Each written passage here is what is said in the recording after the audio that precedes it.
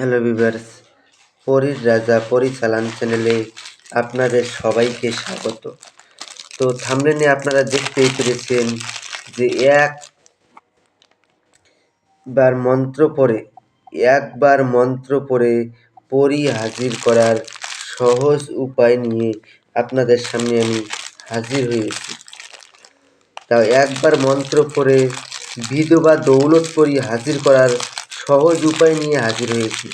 এই বিধবা দৌলত পরী যদি আপনি একবার হাজির করতে পারেন, তাহলে পরে আপনাদের ধন দৌলতের অভাব থাকবে না।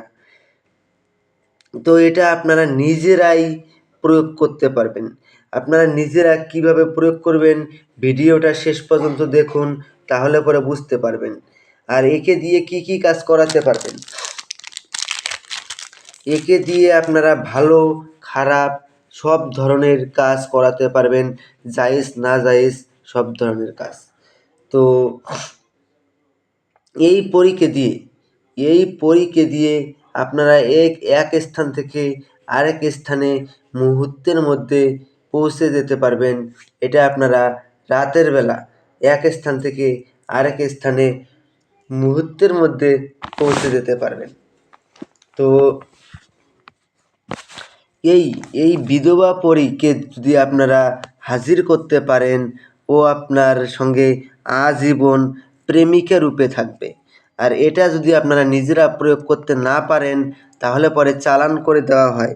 চালান করে নিতে গেলে স্ক্রিনে দেওয়া নাম্বারে আপনারা আমার সঙ্গে যোগাযোগ করে নেবেন। এই বিধবা পরী আপনার সঙ্গে আজীবন প্রেমিকা হিসেবে যে থাকবে, আপনার মাথায় এটাও আসতে পারে যে আপনারা পরবর্তীতে বিবাহ করতে পারবেন কি না। ও যদি আপনার প্রেমিকা হয়ে থাকে, আপনারা পরবর্তীতে বিয়ে করতে পারবেন, কোনো রকম সমস্যা হবে না। পরীকেও বিয়ে করতে পারবেন, বা আপনি এমনি কোনো মেয়েকেও বিয়ে করতে পারবেন। এই পরী ওর কোনো রকম ক্ষতি করবে না। তো আশা করি আপনারা আমার কথাটা বুঝতে পারলেন।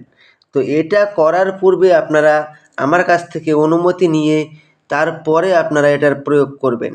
অনুমতি কিভাবে নেবেন?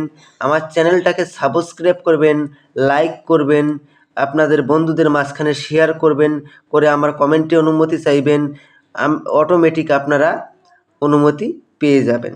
কমেন্টে যদি রিপ্লাই নাও দিতে পারি, আপনারা তাও ভেবে নেবেন যে আপনারা অনুমতি পেয়ে গেছেন। তারপরে আপনারা এই সাধনার প্রয়োগ করবেন। এই মন্ত্রটা একটা মন্ত্র দেখতে পাচ্ছেন স্ক্রিনে, ইয়া আম্বুকা বিধবা পরী হাজির সাও। এই মন্ত্রটাকে আপনারা 666 বার জপ করে সিদ্ধ করে নেবেন। 666 বার জপ করে সিদ্ধ করে নেওয়ার পরে এটা 666 বার জপ করে সিদ্ধি করে নেওয়ার পরে যে কোনো শুক্রবার দিন রাতের বেলা একটা গোলাপ ফুলের মালা নেবেন, চামেলি তেলের একটা প্রদীপ জ্বালিয়ে নেবেন, আর কিছু মিষ্টি জাতীয় খাদ্য নিয়ে আপনারা পশ্চিম মুখ হয়ে নামাজের ভঙ্গিতে বসবেন। আর হিন্দু ভাইরা হলে উত্তর মুখ হয়ে পদ্মাসনে বসবেন। বসে আপনারা এই মন্ত্রটাকে আবার একবার জোরে জোরে পড়ে ডাকবেন। ডাকার পরে তারপরে আপনারা বলবেন, এই মন্ত্রটা একবার পড়ার পরে তারপরে বলবেন, বিধবা পরী হাজির সাও। এই কথা বলার সঙ্গে সঙ্গেই দেখবেন বিধবা পরী এসে আপনার সামনে প্রকট হয়ে যাবে। যখন বিধবা পরী এসে আপনার সামনে প্রকট হবে, তখন আপনারা বিধবা পরীর গলায় আপনারা গোলাপ ফুলের মালা পরিয়ে দিবেন। পরী মালা স্বীকার করলে পরে আপনার বশ্যতা স্বীকার করে নেবে।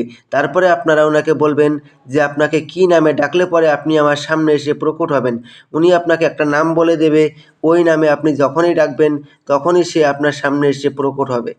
তো তারপরে আপনারা ওনাকে বলবেন যে আজকের মতে আপনারা চলে যাও।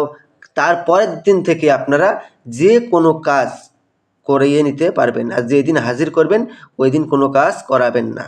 তো আশা করি বুঝতে পেরেছেন। তো ধন্যবাদ, আবারও দেখা হবে পরবর্তী ভিডিওতে। এ পর্যন্ত